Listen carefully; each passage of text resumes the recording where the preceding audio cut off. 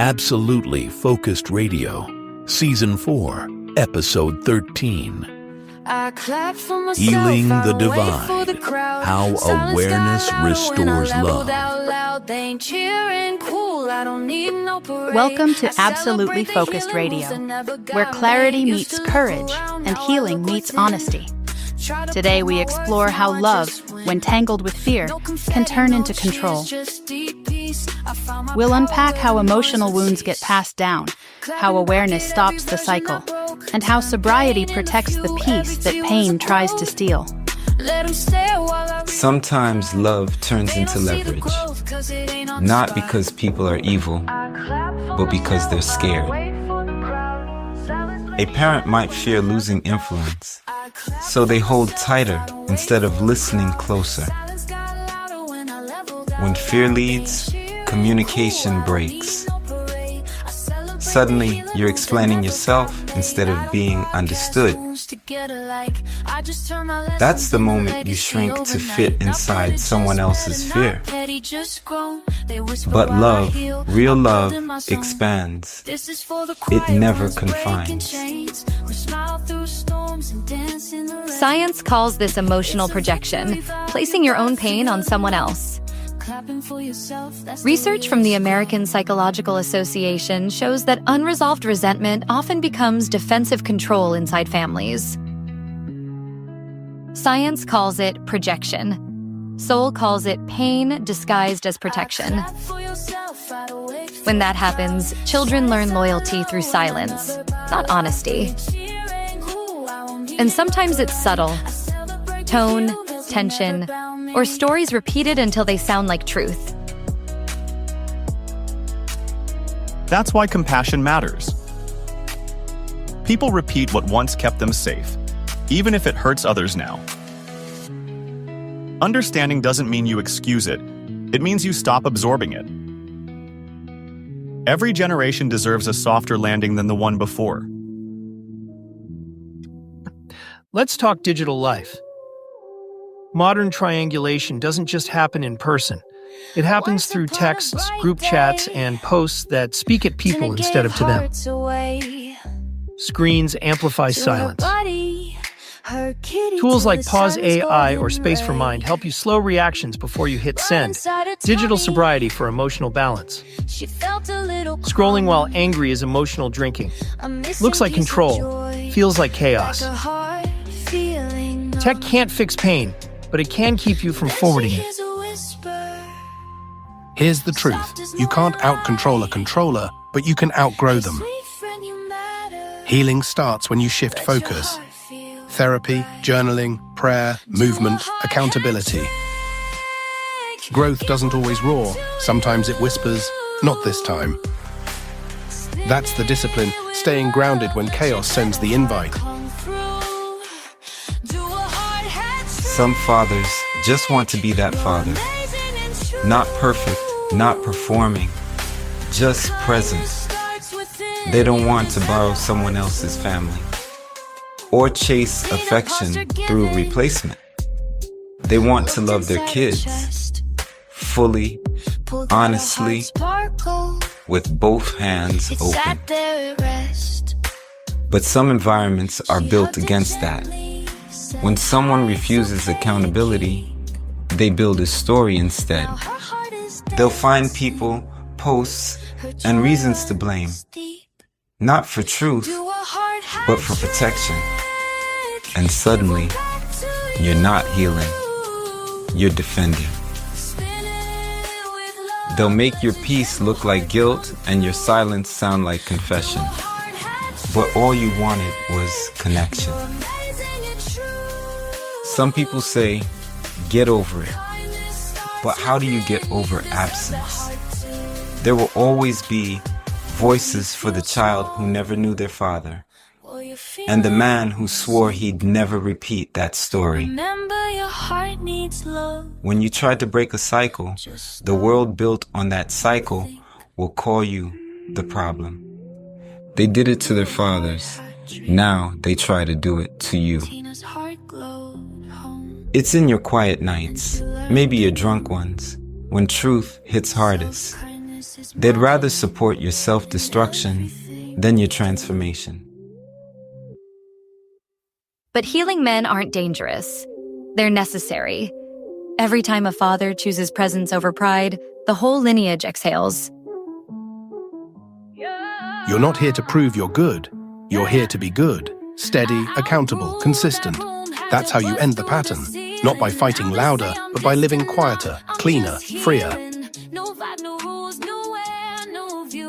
That's what breaking cycles really looks like.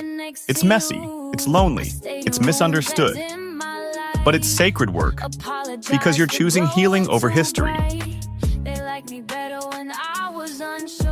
Let's name what happens in these cycles, because language turns chaos into clarity. When someone refuses accountability, they often project. They push their guilt onto you so they don't have to face it. It sounds like you're lying when they are the one hiding. Projection isn't truth. It's fear looking for a mirror. Sometimes that fear recruits others. That's triangulation, talking about people instead of to them.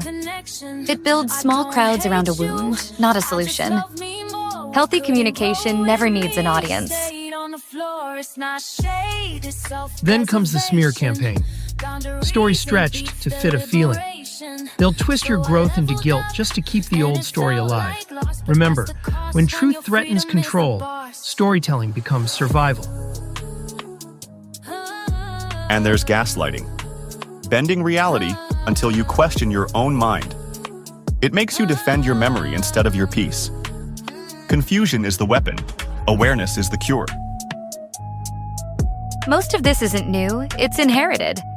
It's generational repetition. Old fear in modern clothes. People replay what once kept them safe, even if it hurts everyone now. Cycles repeat until someone chooses awareness over comfort. And here's the hidden trap. Some folks will support your self-destruction more than your recovery, because healing rewrites their story too. They'll cheer your chaos, but doubt your calm. That's not love. That's dependence on your dysfunction. So when you start to heal, remember, education isn't accusation. You don't have to prove anyone wrong. Just model awareness. Say, I'm learning how projection and fear shape communication. That single sentence ends more arguments than silence ever could. So, how do you love people who keep pulling you into their storm? You stay calm enough to see the weather, but wise enough to stay dry. You practice emotional boundaries, where love ends and self-respect begins.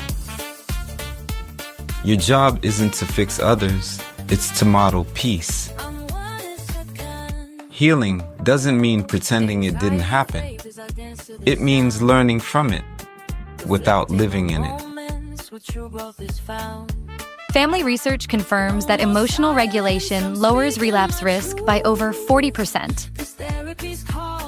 Sobriety isn't just about what you drink, it's about what you don't absorb. Even when it's messy, you still matter. You're not broken. You're buffering between the past and a better pattern. Real power isn't payback, it's peace. Keep your recovery bigger than their drama. Remember, silence used wisely is strength, not surrender. So basically, the more you understand, the less you argue? Exactly. Awareness ends the argument. When love stops being leverage, healing starts being home. I release the need to control what isn't mine to fix. I release control. Knowledge replaces confusion. Knowledge restores calm. My piece isn't up for reposting. My growth doesn't need their permission. I can understand without absorbing. I'm learning what love really means. I forgive the story that hurt me, but I won't live by it.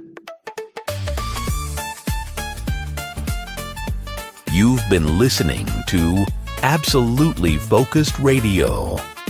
If this episode resonated with you, remember, awareness is the first act of freedom. This podcast is for informational and inspirational purposes only. It's not a substitute for professional counseling or therapy.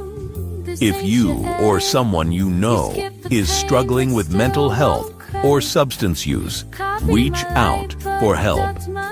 In the U.S., call or text 988 for free.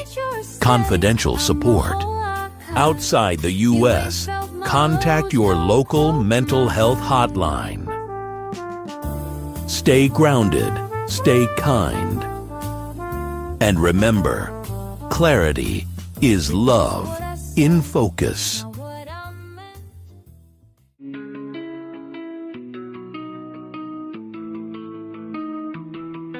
I clap for myself, I don't wait for the crowd. Silence got louder when I leveled out loud. They ain't cheering cool, I don't need no parade. I celebrate the healing moves that never got made. Used to look around, now I look within.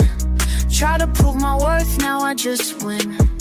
No confetti, no cheers, just deep peace. I found my power where the noise would cease.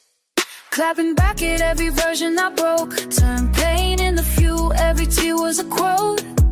Let them stare while I rewrite.